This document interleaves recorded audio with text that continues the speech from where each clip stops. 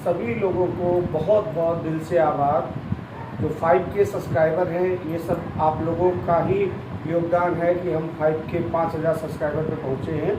और आप लोगों का ऐसे ही सहयोग मिलता रहा तो 2 या 3 महीने में 10K पे भी पहुँच जाएंगे।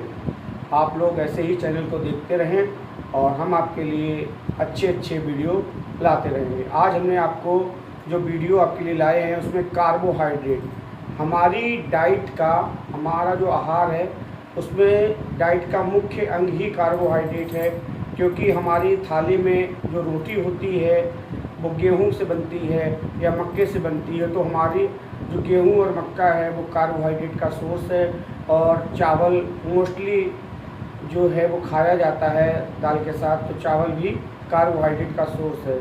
जो सब्जियों का राजा आलू है, तो जो पोटैटो है वो भी कार्बोहाइड्रेट का सोर्स है। कार्बोहाइड्रेट, कार्बो CARBOHYDRATE, तो C means carbon, O means oxygen और HY मीन्स हाइड्रोजन। तो कार्बोहाइड्रेट 3 पदार्थों, 3 एलिमेंट से मिलकर बना है, कार्बन, हाइड्रोजन और ऑक्सीजन। समझते हैं, carbohydrate C means carbon, O means oxygen और HY मीन्स हाइड्रोजन।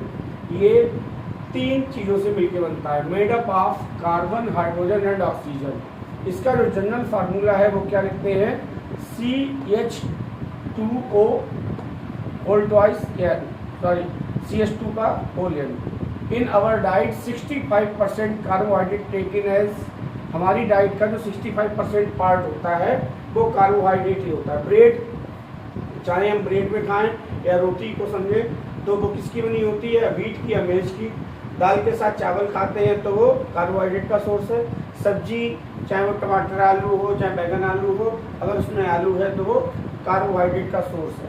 1 ग्राम कार्बोहाइड्रेट जो है हमें 4 कैलोरी एनर्जी देता है। अगर हमने 1 ग्राम कार्बोहाइड्रेट खाया है, 1 कार्ब खाए हैं, कार्बोहाइड्रेट खाए हैं, तो वो हमें 4 कैलोरी एनर्जी प्रदान करेंगे। आगे चलते हैं, इसका जो मेन फंक्शन है वो बॉडी को एनर्जी ही देना है। हमारे डेली के क्रियाकलापों के लिए, वर्क के लिए हमें ऊर्जा देने का काम कौन करता है, कार्बोहाइड्रेट। सोर्सेज हमने आपको स्टार्टिंग में ही बता दी है, मेज मीन्स मक्का, व्हीट मीन्स गेहूँ, पोटैटो मीन्स आलू, राइस मीन्स चावल। अब कार्बोहाइड्रेट को 3 कैटेगरीज में डिवाइड किया गया है, मोनोसैकेराइड, डाइसैकेराइड और पॉलीसैकेराइड। मोनोसैकेराइड में क्या होता है, ग्लूकोज। इसका मोनोसैकेराइड का क्या फार्मूला होता है, C6H12O6। ये सिंपल कार्बोहाइड्रेट है, ग्लूकोज के रूप में हो सकता है, माल्टोज के रूप में हो सकता है, गैलेक्टोज के रूप में हो सकता है। सभी का मॉलिक्यूलर फार्मूला सेम रहेगा, C6H12O6। डाइसैकेराइड में आते हैं, डाई का मतलब क्या होता है, मोनो का मतलब होता है MONO, मोनो का मतलब 1, डाई का मतलब 2, यानी 2 यूनिट्स मिलके, 2 मॉलिक्यूल्स मिलके क्या बनाते हैं, डाइसैकेराइड। इसके एग्जाम्पल क्या है, सुक्रोज है, माल्टोज है, लैक्टोज है।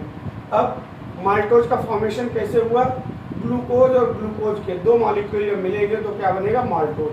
हम लोग जो चीनी खाते हैं, शुगर खाते हैं, उसका क्या फार्मूला होता है, C12H22O11। क्या है वो, माल्टोज हो सकता है, सुक्रोज हो सकता है, या जो दूध में चीज वो होती है कार्बोहाइड्रेट, उसका नाम क्या है, लैक्टोज।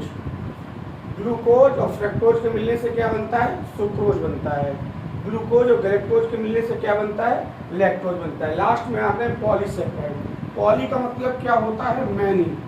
तो बहुत सारे जो मोनोसैकेराइड्स हैं आपस में ज्वाइंट होकर कम्बिनेशन करके पॉलीसैकेराइड बनाते हैं। हमारा जो बाह्य कंकाल है, जो स्केलेटन है, वो पॉलीसैकेराइड का हो सकता है। इसका क्या फार्मूला है, मॉलिक्यूलर फार्मूला C6H10O5। आज हमने आपको हमारी डाइट का जो प्रिंसिपल पार्ट है कार्बोहाइड्रेट, इसके बारे में बताया है। अगर आपको टॉपिक अच्छा लगता है तो इसको शेयर कर सकते हैं। Thank you.